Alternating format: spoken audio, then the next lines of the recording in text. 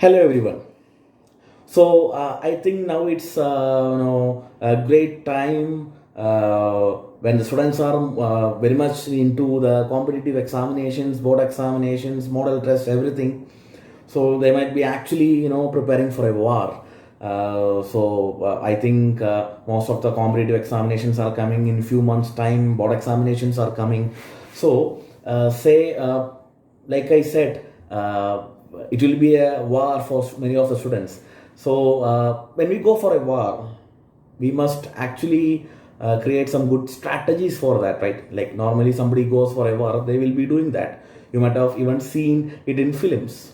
So similarly, like when you are going for your war, that is your examination, you must also create some good strategies in order to get some good marks. Okay. So your preparation, I shall just suggest you with a few tips which I got from my different references and from my experience also.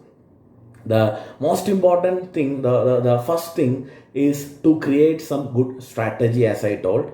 One suggestion can be to create or to mark in a calendar what all are you planning to do or planning to prepare in each day. So you might be getting a timetable, and when the examinations are getting over. So from the very first day of your preparation till the examinations are over, create a good timetable on what you will be doing each day.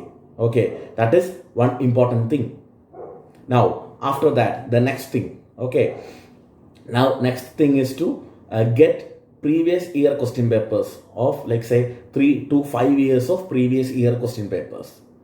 These question papers actually support you very well for your preparation, because see, when you are learning or reading everything, actually your brain can get crowded. Okay, and sometimes it will be difficult for you to memorize or recall things. Instead, if you are looking or if you are going through these previous year question papers, it will actually act as a tool for you to understand the most scoring chapters or most scoring topics. So by understanding that, you can put your focus or more focus onto that particular topics, no, and then prepare accordingly to score well. Okay, that is one tip.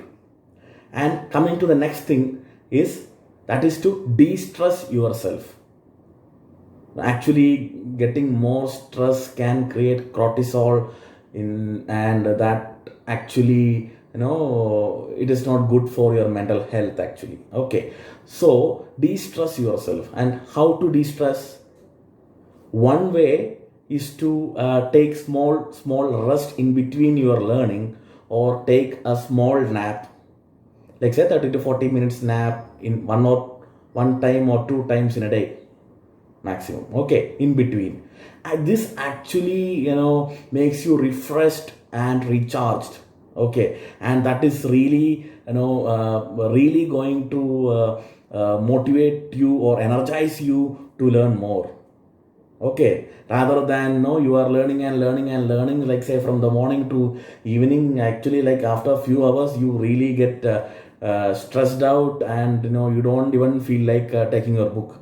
Instead, take a rest in between. Just take a walk in your house, home compound, or just have a small talk with your parents or your siblings. No issues. But then don't put your time onto TV, laptops, or mobile games, and just don't engage yourself in those things.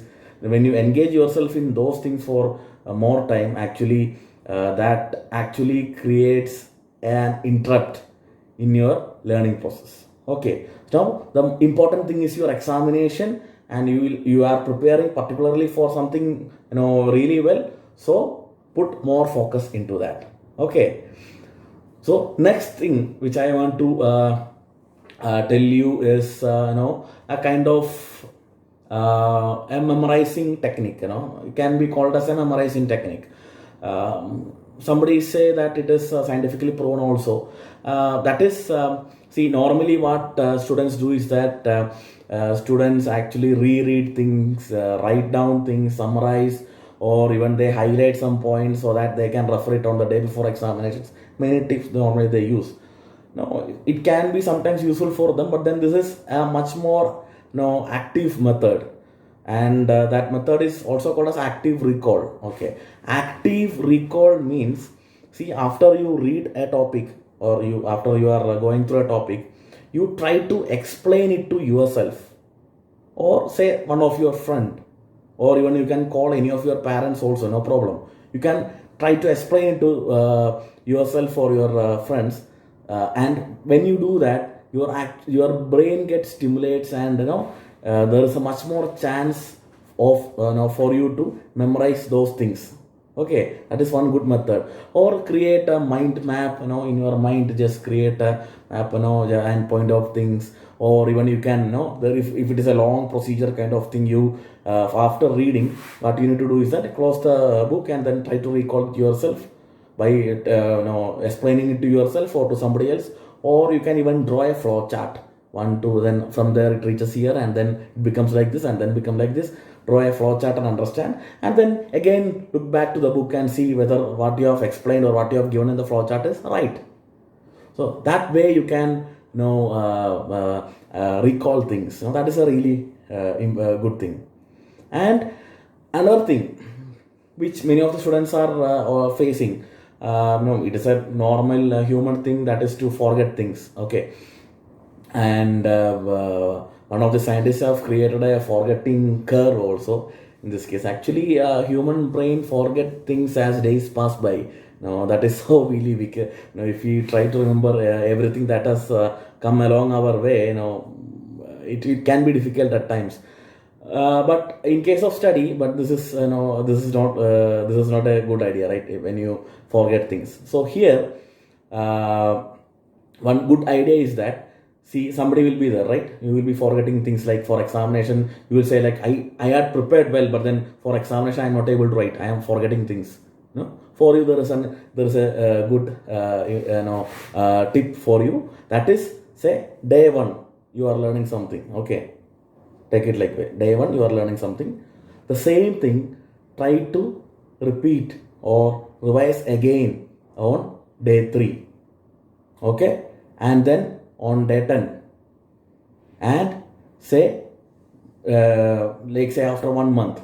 So you are revising the same thing again and again after small intervals, so that forgetting curve, see, every day you might be forgetting a few percentage of things, so that get managed. So this way actually you can improve your score. Okay, this is this method can really support you for your examination, or getting some good marks. Okay, now I think I have explained a few really good tips for your examinations, and when you put this into your plan for your study and then prepare accordingly, I think you can do really good in your board examination as well as in your competitive examination. And this spaced intervention study which I just mentioned actually very much supports you for your competitive examinations, like very much. Okay, so that's it. If something is there, you can just comment, or just you can come down to the office which I am working, and then we can have a direct talk, or you can comment under the video, so that for maximum questions I shall try to answer if you are having some kind of a doubt. Okay, so thank you so much for watching. Best of luck.